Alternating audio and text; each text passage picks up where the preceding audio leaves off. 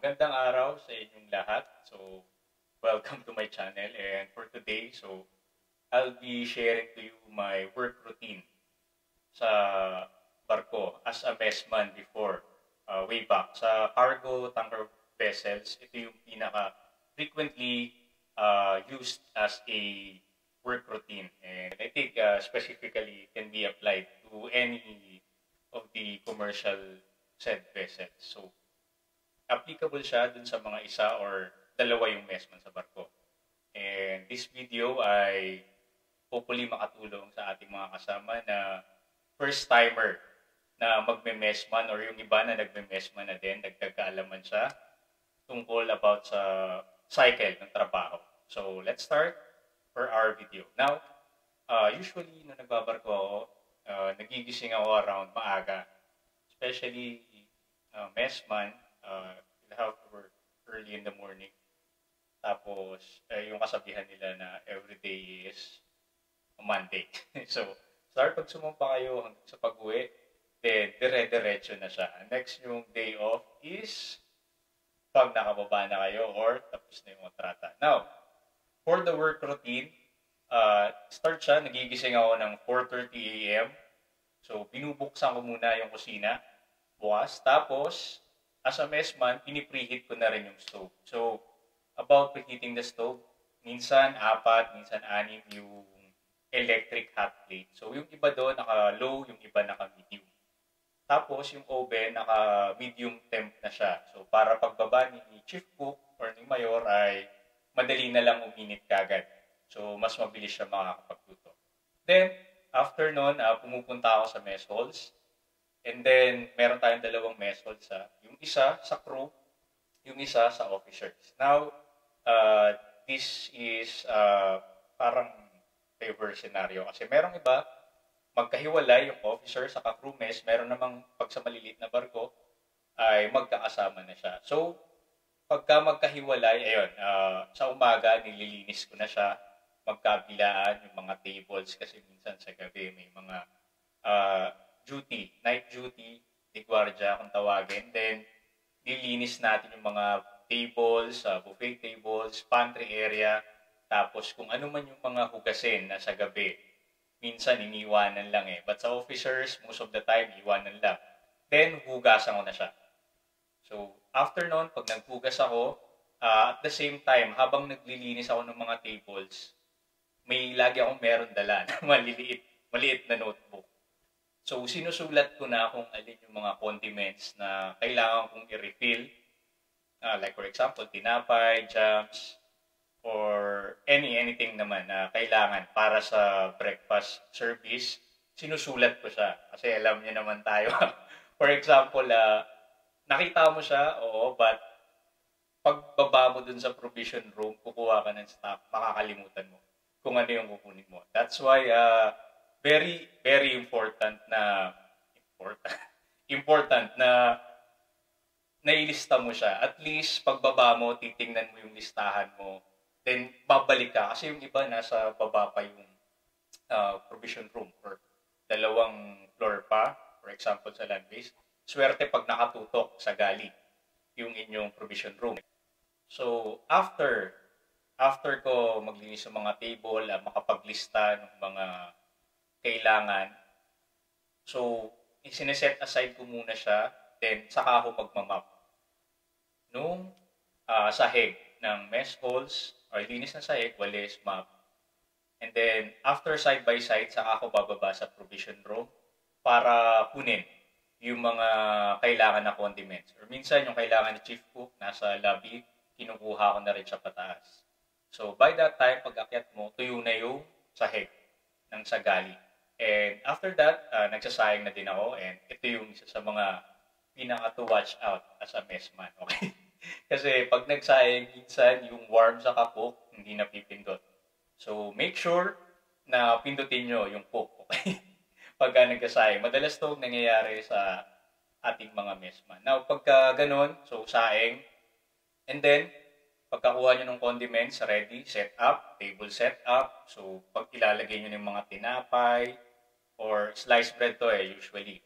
But yung, for example, meron namang iba na may baguette bread frozen na. So, lalagay nyo na lang siya sa oven. Since preheated na yung oven nyo, at a certain temperature, pwede nyo nang isala. Now, kasabay na nun, sabay-sabay siya eh. Parang sinasabi nilang hindi nakakapag-multitask, but as a messman, kailangan nyo siyang gawin. Now, after nun, tinapay, condiments, table setup, hot water para sa electric thermos. So, maglalagay ka na rin doon ng tubig. And pag may coffee maker, so maglalagay ka na rin ng kape. Start ka na mag-brew. And then, assist kay Chief Cook. So, by that time afterwards, kung maluwag na, pwede na kayong mauna. Okay, as a messman, so kailangan either mauuna kayo or mahuhuli kayong kumain. Ganon baga sa barko, yung messman sa akin, Chief Cook. Laging first or last. Then, ako noon, sumisimple, kumakain na ako, almusal. And around, dapat mga 6:45, yung sa kabilaang mess halls ay clean and good to go ka na. So, breakfast service na siya.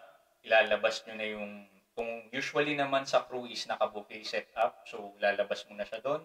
For example, kung yung mga itlog, bacon, or yung kanin, and any others pa, cold cuts. On the other hand naman, sa officers, ay, doon naman, i-ready nyo naman doon yung breakfast. Now, may dalawang senaryo kasi.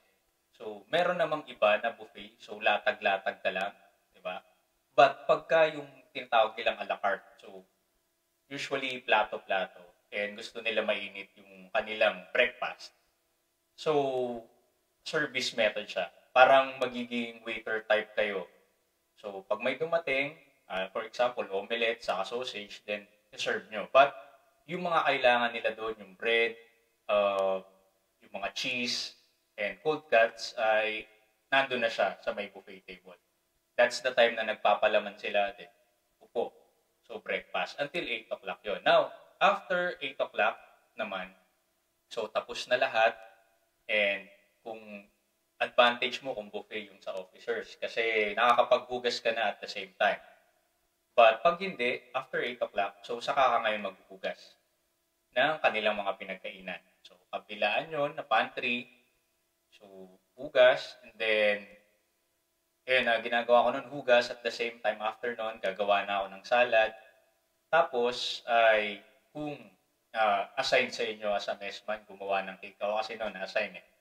So, gumagawa na ako nun ng cake. And lagi ako may dalang timer nung sumasampa ako. So, dalawa. Isa sa akin, tapos isa na iiwan sa gali. Kasi minsan, syempre, aakyat ka na, di pa okay yung cake mo. Naka-timer na siya. At least, mariremind mo si Chief Cook na pwede nang kunin yung iyong cake. Minsan naman, kinukuha niya. But most of the time, ninonotify ko yung sarili ko. Para at least habang nangangabi na ako, pag tumunog yung timer, tatakbo ko sa baba para ilabas or i-check yung cake kung okay na siya.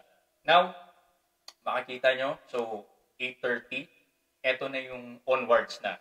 Simula na nung inyong paglilinis ng kabina. So, 8:30 to 10 o'clock. Now, yung time na yon is doon yung pagkakasyahin kung ilan yung kabinang lilinisan nyo. Okay? So, depende siya. Sa kada barko kasi, yung iba 4, yung iba 8, yung iba 10, yung kabinang nililinisan. So, siguro gagawa na lang ako ng another video para doon.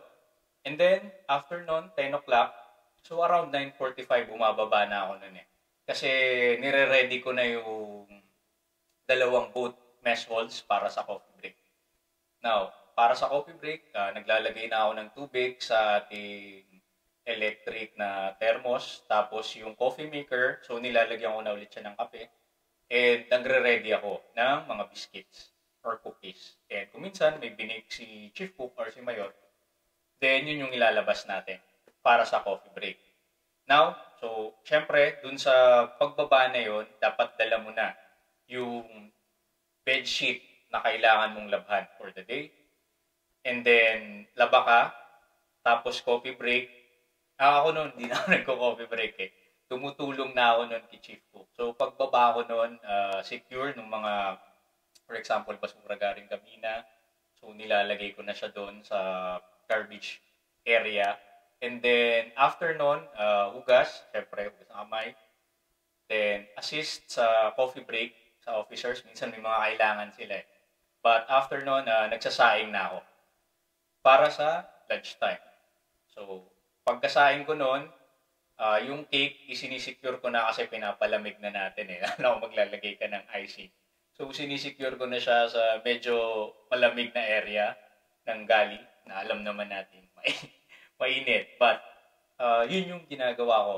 So, after nun sa coffee break, ganun, sinisecure ko na yung lunch, para sa lunch na rice or kanin. Now, after nun, nag-wash ako. Nagugas ka ng mga pinagkapihan ng officers, saka ng crew. And then, i-ready mo ulit yung mess hall para sa lunch service. So, na doon, pupunas ka ulit ng plato, punas ka ng lamesa, tapos linis ulit ng deck, then table setup. So, ganun yung ginagawa ko. Nire-ready ko ulit yung mga condiments. Tapos, syempre sa lunchtime, iba na yung mga karagdagang parang condiments para sa lunch. So, i-ready mo na rin ulit yun. Like, for example, iba na yung sour cream, cheese, or meron silang raita. Depende sa nationality ng ating masasampahan na barko, mga officers. Minsan kasi, ang crew is Filipino, and then ang officers is ibang lahi. So, it will be case-to-case basis siya. Now, and pag may time, so, tulong kay Chief Cook, and then, sasaglit ka ng kumain. Mauna ka na ulit kumain, or later ka kakain. Now, 11:45, yung mga officers or crew na duty for 12 o'clock, minsan 11:30 to 11:45 dumarating na sila para kumain. So, yung sa buffet area, nilalabas na siya, 15 minutes. And, ayun, kagaya ng sa officer, so service ka na. Magsisilbi ka na doon ng tawag kasi nila nun sa barko ay silbi-silbi. Yung kanilang technical term, but parang waiter duties siya.